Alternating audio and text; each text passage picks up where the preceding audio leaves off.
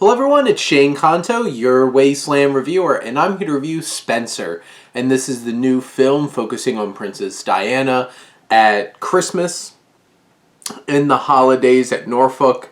And this is directed by Pablo Larrain, who previously had done Jackie, which is also another haunting, not quite biopic, but based off of a historical figure, written by Stephen Knight, Peaky Blinders, and starring Kristen Stewart as Princess Diana, which I remember when the casting came out, I'm like, what?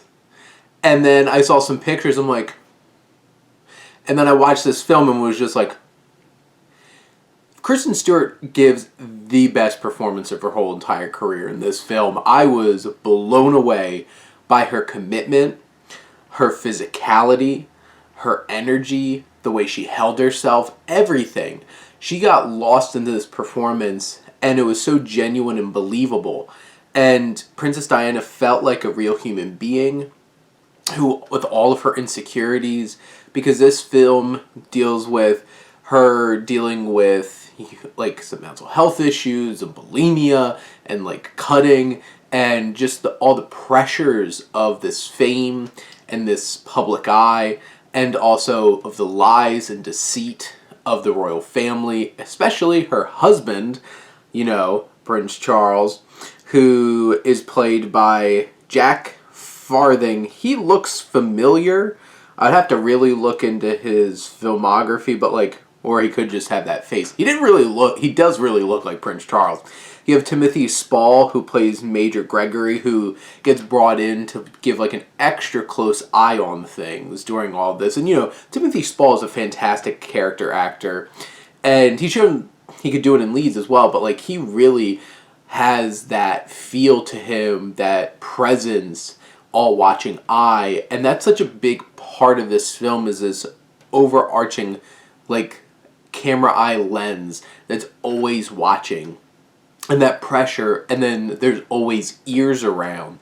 And you get to really feel how that kind of pressure just keeps pressing down on Diana. And you have Jack Nealon and Freddie Spry play William and Harry, and their chemistry with Kristen Stewart is off the charts. There's one particular scene where they're up late at night on Christmas Eve into Christmas, doing this little game by candlelight, and it was the most endearing thing. It was extremely emotional. It was very moving. And it was just something so special. This film is special.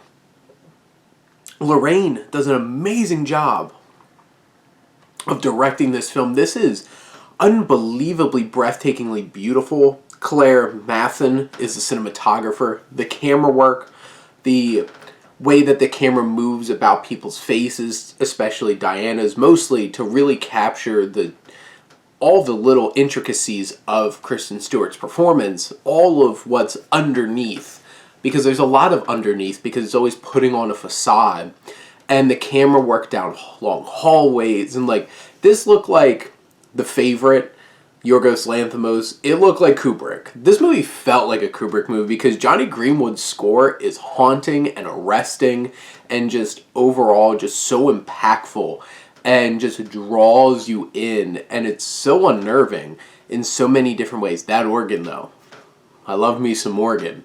But that music and the direction that Larrain presents, you feel the anxiety, you feel the insecurity, you feel the pressure coming down on Diana, because we feel it too as the audience. There's a level of tension in this film that is off the charts. It is haunting. The visuals of this, her seeing this strong connection she has with Anne Boleyn, and the specter of her that she sees, and there's haunting moments. Almost gets body horror-ish. Pearls, that's all I'm gonna say. That scene got so intense and gross and unnerving that a woman in the back of my theater is like, that's so gross, just out loud in the middle of the theater. And you have such an engrossing experience that feels like it has its own arc. Because this is a fictionalized account of things, but it has this wonderful arc to this story and to Diana herself that she realizes over the course of this film and helps her get from this place where she is so low. And towards the end, you have this wonderfully cathartic ending to this film. And it just felt so right and satisfying. This was an experience. It was engrossing. It was haunting. It was arresting. It was beautiful. It was just so much, and did so much with just such a basic idea. But the hard glances, the stiff upper lips, just everything pushing down on Diana, and such a great supporting cast with Sean Harris, who plays the chef, and Sally Hawkins is amazing as Maggie, one of the dressers, and just everybody is firing on all cylinders. This movie is shot incredibly. It's tense, it's beautiful, it's moving, it's deeply thematic. And for a film that doesn't have like a whole lot of quote-unquote plot per se, this journey is all character-driven and thematic-driven, and it hits them on all those different levels and delivers such an impactful experience. This is by far one of my favorite films of the year. It was awe-inspiring, to be perfectly honest, and I just want to keep talking about it. But I won't do that to you. All I have to say is go check out Spencer when it comes into theaters around you. But those are my thoughts on Spencer. Let me know what you think, and let's talk some movies. But thank you as always for tuning in and supporting your Wasteland Reviewer.